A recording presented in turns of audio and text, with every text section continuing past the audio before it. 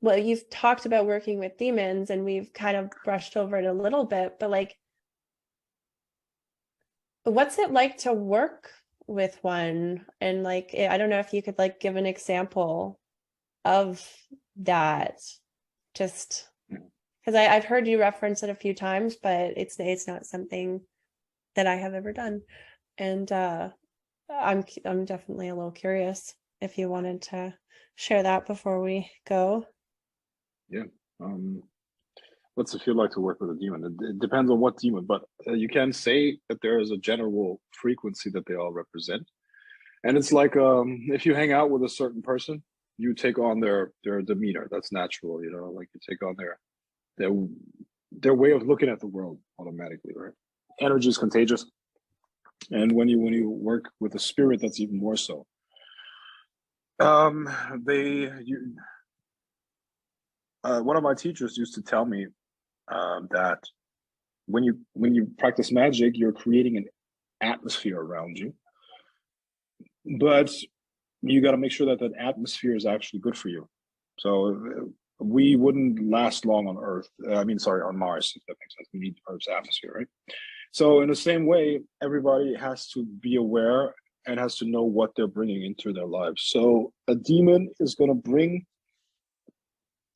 a frequency that is okay, how do I describe that in 3 words? I would describe it as cynical, um ruthless, and powerful. Cynical, ruthless, powerful. You start to look at the world, life, and the universe from a demonic perspective, which, like I said, is cynical. You think humans are full of shit. You can see their weaknesses. You think you think they're hypocrites, essentially, hypocritical beings. The results of what they bring into your life depends on the wording of your request. You gotta almost act like a lawyer. You gotta look at all the you gotta what's that called? You gotta cross your T's and dot your I's. I think that's the expression. You gotta be really, really clear about what it is you want, and you gotta be clear about not being harmed through how it comes about.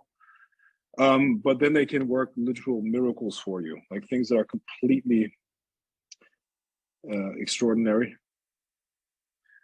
And it's a powerful thing, but the important thing is that you stay in control over yourself and use it beneficially. Also, you shouldn't constantly and consistently work with them. You should balance it out with more light energy, and then you're fine, you know. But honestly, I don't even like talking about this stuff anymore because it's always misinterpreted, and people try to put you into a category, like they call me Satanist and all that stuff. I'm definitely not a Satanist. And like, I'm none of these things. I just work with, I see it as energy, personified energy, you know. And certain energies are like more volatile, more chaotic, and certain other energies are more like balanced and harmonious. And that's how I would approach it. You know, the word demon always has these associations as, you know, like it's a very religious type of thing. And you know, they are demons. As an occultist, I'm not religious. I see this as a science. And that's how I approach those things. You know? Yeah, I had a friend recently say that demons were like fire, like the element of fire. Like it can burn you, it can destroy, yeah, but it's necessary and it can keep you warm. And I thought that was an interesting way to think about it, because everything just comes down to like, it's like spirit and element. And yeah, when you're able to back away from the good versus evil paradigm and see it as all just existing and like kind of like in nature, then it definitely feels a lot more accepting. And I like how you called it a science, because that's, yeah, it's really beginning to feel like that for me.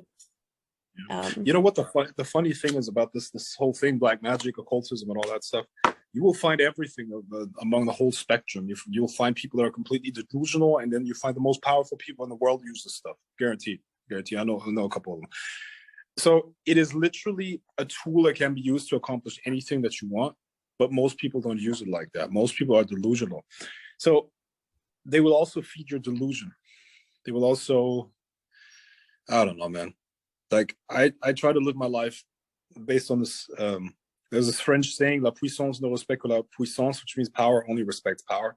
So essentially, the worst thing that one can do is, once